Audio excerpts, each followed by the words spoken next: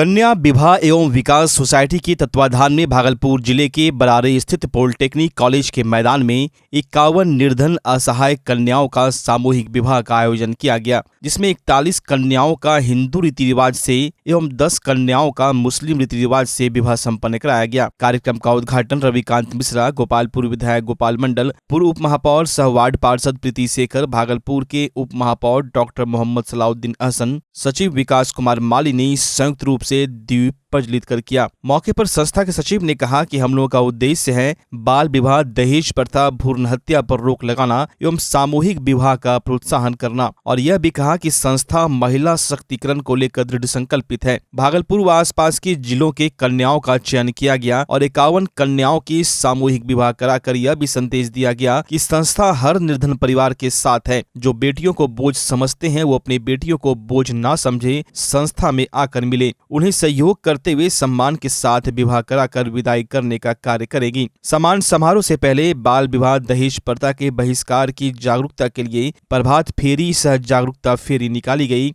जो भागलपुर जिले के बरारी स्थित पॉलिटेक्निक कॉलेज से प्रारंभ होकर तिलका मांझी चौक, कचहरी चौक, घंटाघर, खलीफाबाग चौक, कोतवाली, बूढ़ानाथ मंदिर, आदमपुर होते हुए पुनः पॉलिटेक्निक कॉलेज मैदान में पहुंची, जिसके बाद वैदिक मंत्रोच्चार के साथ जयमाला कार्यक्रम का शुभारंभ हुआ और सभी जोड़े अपने अपने विवाह मंडप में जाकर हिंदू रीति रिवाज, मुस्लिम कन्याओं को मुस्लिम रीति रिवाज से निकाह पढ़ाकर विवाह संपन्न किया गया। विवाह पश्चात सभी नवविवाहित कन्याओं को संस्था सचिव विकास कुमार माली ने तोशक, रजाई, पलंग, तकिया, बेडशीट, गोदरेज, बर्तन सेट, वरवधू श्रृंगार, वस्त्र इत्यादि देकर उनके मंगल कामना करते हुए विदा करने का कार्य किया। इस कार्य में शहर के कई गण्यमान्य लोग उपस्थित थे और नवविवाहित जोड़ा को आशीर्वाद दिया। वहीं गोपालपुर विधायक गोपाल मंडल ने कहा कि यह एक अच्छी पहल है। साथ ही कहा कि लोग दहेज लेना नहीं छोड़ रहे हैं, इसे खत्म करना जरूरी है। इसके लिए इस पहल की मैं सराहना करता हूँ।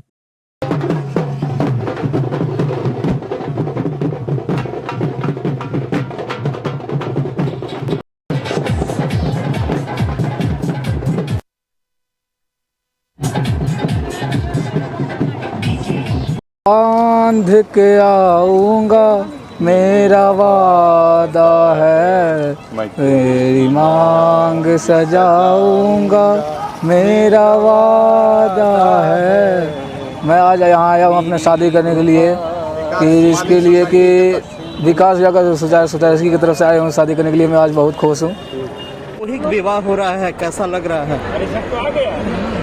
कहाँ से आए हैं?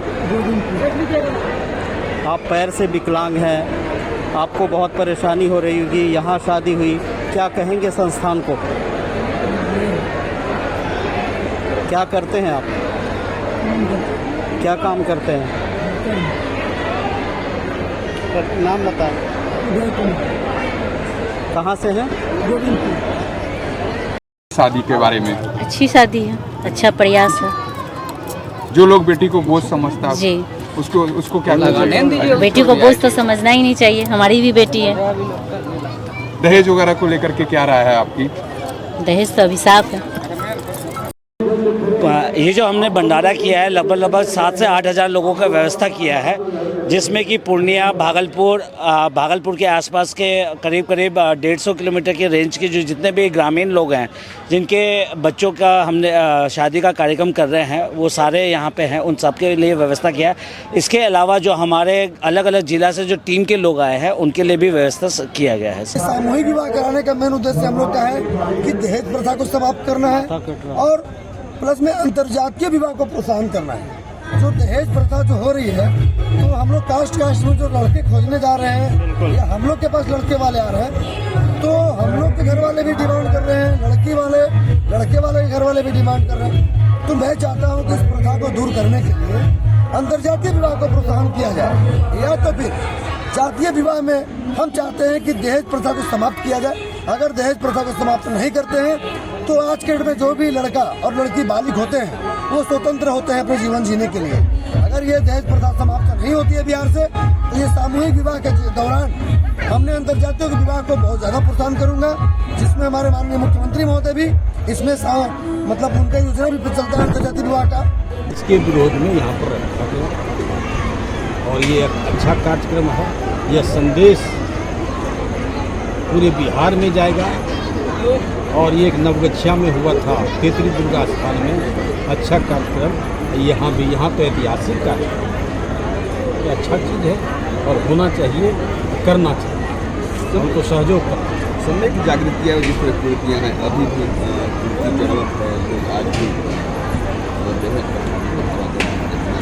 नहीं, दहेज प्रथा तो मान लीजिए ये करते हैं, दहेज जिसको पैसा रहेगा वही नहीं देगा, रुकता है भीतरे भीतर दहेज देगा, भैया धन दौलत नहीं देगा उतना सामान देता है, दहेज को रोकने वाला लेकिन सरकार तत्पर है, उनका ये सोच है बाल विवाह नहीं होने दे और दहेज प्रथा को रोकने का ऐसे विधान हाँ ऐसे भी होना है। संस्थान को क्या कहेंगे जो ऐसी पहल कर रही है? और संस्थान को बधाई देते हैं, धन्यवाद देते हैं, हाँ शुभकामना व्यक्त करते हैं, उनका और उम्र बढ़े, उन्होंने ऐसा काम करे, हम लोग से संपर्क नहीं कर पाए जो परेशानी हुई, अगर पहले संपर्क क्या रहता है तब यहाँ क्या कहा जाए, एसपी डीएम दुनिया जहाँ ये सबको डीआईजी सबको आमंत्रित किया गया था। भागलपुर के हुसैनाबाद के कुरैशी टोला कसाई टोला में 24 जून शनिवार को विस्फोट में एक घर जमींदोज हो गया था। घटना भागलपुर पुलिस के लिए चुनौती बन गई थी। मामले की जांच के लिए एसआईटी का गठन किया गया था, जिसका नेतृत्व सिटी डीएसपी अजय कुमार चौधरी कर रहे हैं। मिली जानकारी के अनुसार पुलिस मुख्यालय से लेकर रेंज डीआईजी, एसएसपी और सिटी डीएसपी मामले की जांच में हुए प्रोग्रेस को लेकर पल पल की रिपोर्ट एसआईटी के सदस्यों से ले रहे हैं। घटनास्थल पर लगातार डॉग स्क्वाड की टीम, एफएसएल लैब की टीम, एटीएस की टीम, इंटेलिजेंस विभागों की टीम के अलावा कई जांच टीम लगातार जांच प्रक्रिया में जुटी हुई है। वहीं इस मामले को लेकर एक बड़ी खबर सामने आई है कि हुसैनाबाद में हुए बम कांड के आरोपी को पुलिस ने गिरफ्तार कर लिया। पुलिस लगातार कई इलाकों में तलाशी ले रही है, चप्पे चप्पे पर नजर रखी हुई थी। इसी क्रम में कुख्यात बाबर को पुलिस ने उसके घर से दबोच लिया। यह पुलिस की एक बड़ी कामयाबी है। तस्वीर में आप देख सकते हैं कि काले रंग के शर्ट में कुख्यात अपराधी बाबर को पुलिस किस तरह पकड़कर पूछताछ के लिए ले जा रही है। वहीं बाबर के पुलिस के हत्थे चढ़ने से पूरे इलाके में सनसनी फैल गई। वहीं पुलिस को कुछ राहत मिली है कि इससे पूछताछ करने पर कई बातें सामने निकल कर आएगी। मामले में जो एसआईटी है वो अपनी जांच कर रही है और पिछले दो दिनों से पिछले जितने भी इस तरह के कांड हुए हैं उसमें उसके जो भी वांछित लोग रहे हैं, आरोप पत्रित रहे हैं, उनके यहाँ छापेमारी हुई है और जो एक्सप्लोसिव को जो स्नीफर डॉग है हमारा डॉग स्क्वाड के साथ छापेमारी हुई है। और कल भी कुछ लोगों को हिरासत में लिया गया था और कल रात में भी एक गिरफ्तारी भी हुई है। पूर्व के बम के कांड में मुजाहिदपुर का एक कांड था, उसमें गिरफ्तारी भी हुई है। तो ये जो हमारा अभियान है पूरे शहर में जो भी एक्सप्लोसिव हो या इसको बनाने वाले जितने मटेरियल हैं या इसमें इस कारोबार से जुड़े हुए जितने पहले के लोग हैं सबको चिन्हित किया गया है और सभी के खिलाफ ये कार्रवाई लगातार जारी है। आपके शहर भागलपुर में स्पाइकर के एक मात्र एक्सक्लूसिव शोरूम में इस सीजन का सबसे धमाकेदार offer, buy 2 get 2, buy 1 get 20% discount, buy 2 get 30% discount. यहाँ आपको स्पाइकर के शर्ट, जीन्स, टी शर्ट के लेटेस्ट डिजाइन के अलावे बेल्ट, डियो, परफ्यूम भी मिलता है। तो चले आइए स्पाइकर के एक मात्र एक्सक्लूसिव शोरूम में और इस शानदार ऑफर का लाभ उठाएं। तो आज ही पधारें स्पाइकर एक्सक्लूसिव शोरूम, पटल बाबू रोड, रिलायंस ट्रेंड्स के सामने, भागलपुर। आपके शहर भागलपुर का पसंदीदा शोरूम डी कोट लेकर आया है इस सीजन का सबसे बम्पर धमाकेदार offer, buy 1 get 3, buy 2 get 4, buy 1 get 50% discount. D cot exclusive store, कपड़ों की दुनिया के जाने माने नाम डोनियर की फैशनेबल प्रस्तुति। D cot exclusive store, men's wear की दुनिया का एक भरोसेमंद नाम डी कोट एक्सक्लूसिव स्टोर। यहाँ आकर्षक रंगों और नए ट्रेंडी डिजाइन में पुरुषों के कपड़ों की भव्य रेंज उपलब्ध है।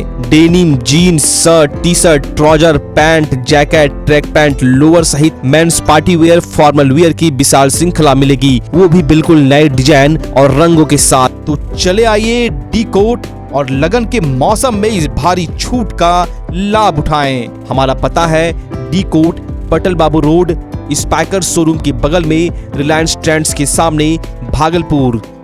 बच्चा जब जन्म लेता है तो कई बार बच्चा तुरंत नहीं रोता है, रोने में देर हो जाता है। ऐसे में बच्चा क्षतिग्रस्त हो जाता है और उसके बचने की संभावना कम हो जाती है।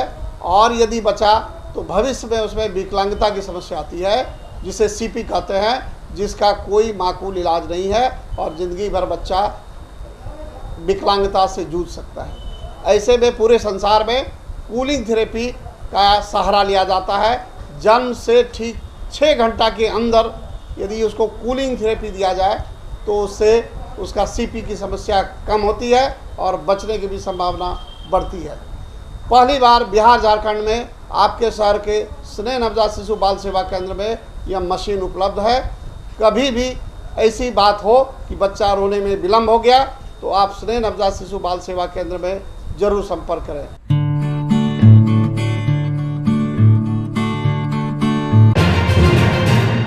कुर्बानी का त्यौहार बकरीद है। इसको लेकर भागलपुर व आसपास के क्षेत्रों में काफी हर्षोल्लास के साथ बकरीद मनाया गया। आपसी सौहार्द व भाईचारे के माहौल में मस्जिदों में नमाज अता की गई। देर रात कुर्बानी की तैयारी के बाद सुबह होते ही मुस्लिम समुदाय के लोगों ने मस्जिद जाने की तैयारी शुरू की। शहर के विभिन्न मस्जिदों में सुबह 8 बजे से नमाज के तरीके व उसके वक्त का घोषणा होना शुरू हो गया। निर्धारित समय से पहले लोग मस्जिदों में पहुंचे और नमाज के लिए बैठ गए। नमाज के बाद बधाई व मुबारकबाद देने का सिलसिला शुरू हुआ। नमाज के बाद अन्य समुदाय के प्रबुद्ध लोगों ने भी बकरीद की मुबारकबाद की, साथ ही एकता और भाईचारे का संदेश दिया। वहीं हर मस्जिदों के सामने सुरक्षा को लेकर पुलिस प्रशासन भी काफी सजग दिखी।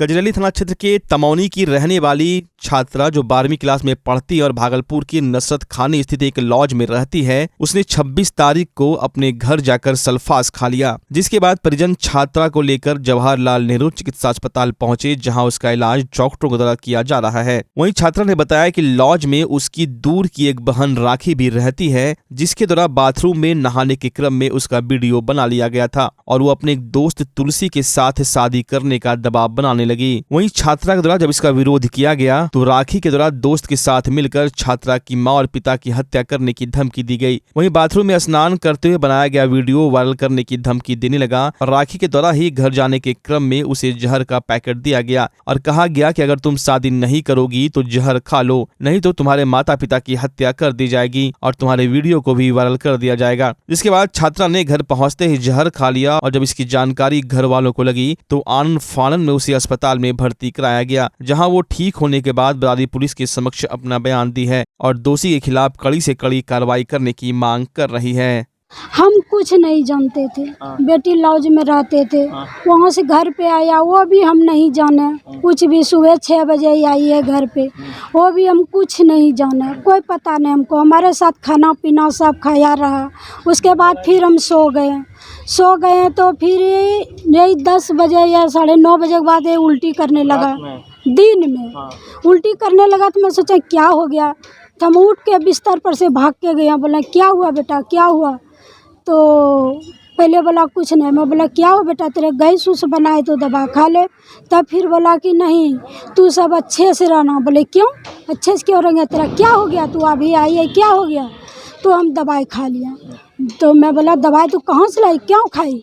इतना पूछ के हम फिर कुछ नहीं बोले। हम दूसरे तीसरे बुलाने चले गए।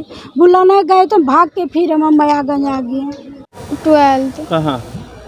मरवाड़ी पाठशाला। कहाँ रहती हो? नसरत खानी। घर कहाँ हुआ? तमौनी। तमौनी कौन थाना? गजरेली थाना। क्या हुआ तुम्हारे साथ? मेरे साथ ब्लैकमेल का केस हुआ है। क्या, कौन किया? मेरी फुफेरी बहन राखी और उसका दोस्त तुलसी। क्या कहता था? कहता था कि तुम हमसे बात करो, नहीं तो हम सारा तुम्हारा फोटो वीडियो सब छोड़ देंगे। मैं बोले क्या, पहले हम नहीं करेंगे बात। फिर वो चोरी से मेरा वीडियो फोटो बना ली और उसको बेच दी। दोनों के पास अलग अलग मोबाइल रहता था और मम्मी पापा को तुम्हारा जान से मार देंगे। मैं बोला कि हम नहीं करेंगे शादी। कहाँ फोटो खींचा था तुमने? बाथरूम में नहाते के टाइम।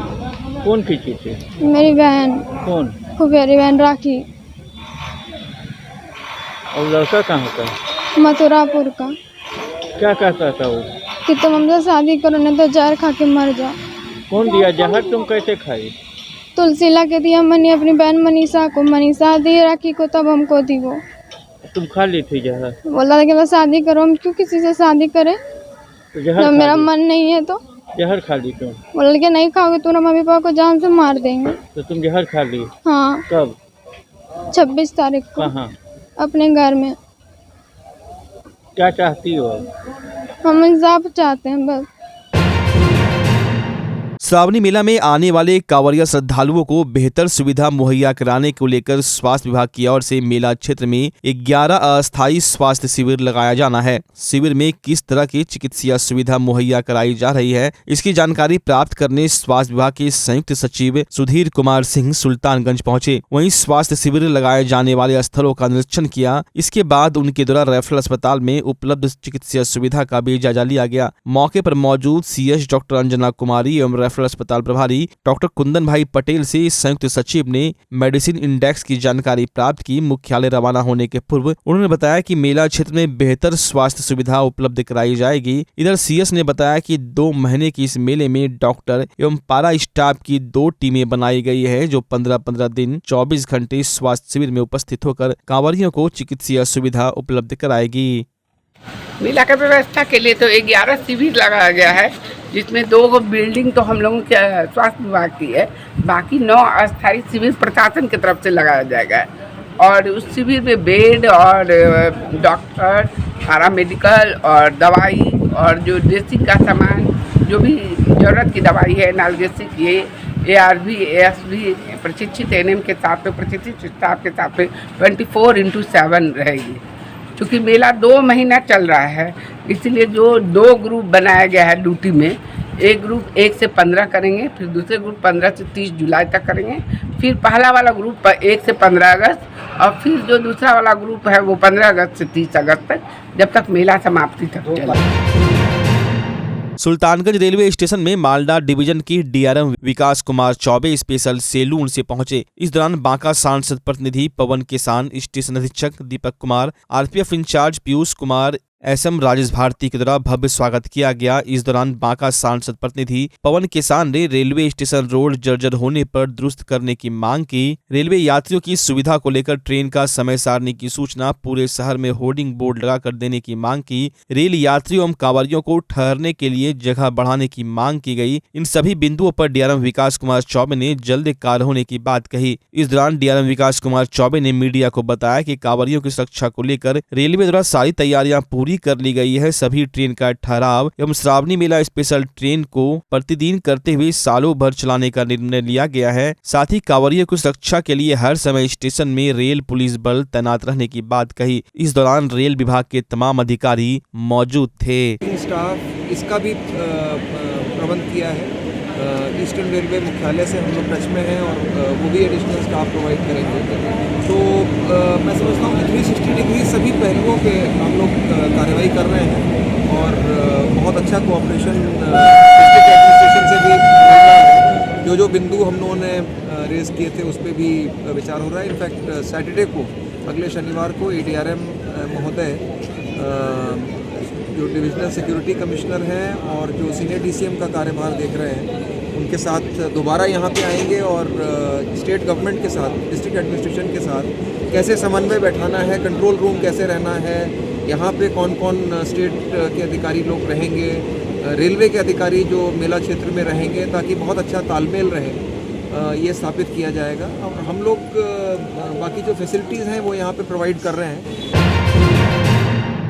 अखिल भारतीय मरवाड़ी महिला सम्मेलन भागलपुर शाखा के द्वारा सावन फेस्ट एग्जीबिशन का आयोजन भागलपुर के एक स्थानीय होटल में किया गया। 2 दिनों तक चलने वाला यह सावन फेस्ट एग्जीबिशन 29 और 30 जून को आयोजित किया गया है, जहां एक ही छत के नीचे ज्वेलरी, बेडशीट, सूट, साड़ी, राखी, होम डेकोर, लजीज व्यंजन, बेकरी, हैंडमेड प्रोडक्ट, गेम और मनोरंजन के साथ कई चीजों का लुत्फ लोग उठा रहे हैं। आज सुबह से ही सावन फेस्ट एग्जीबिशन में लोगों की भीड़ देखी गई और लोगों ने जमकर खरीदारी भी की और लजीज व्यंजन का भी स्वाद चखा। कार्यक्रम को सफल बनाने में अखिल भारतीय मारवाड़ी महिला सम्मेलन भागलपुर शाखा के अध्यक्ष सुनीता सर्राफ, सचिव मीनू सलारपुरिया, कोषाध्यक्ष रैना गोयनका के साथ संयोजक निशा सराफ, अरुण सिंघानिया, ज्योति खेतान, अनु शर्मा, कुसुम मवड़िया, संध्या महेशका, मीना चौधरी, मीरा कोटरीवाल के अलावा दर्जनों महिला कार्यकर्ता मौजूद थी।